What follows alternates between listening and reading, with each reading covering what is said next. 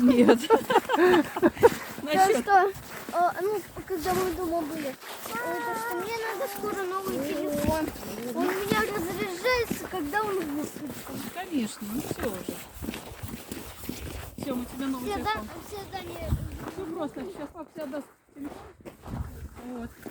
Не, у него слабый, только не Honda. Ну, не помню. Вот Samsung.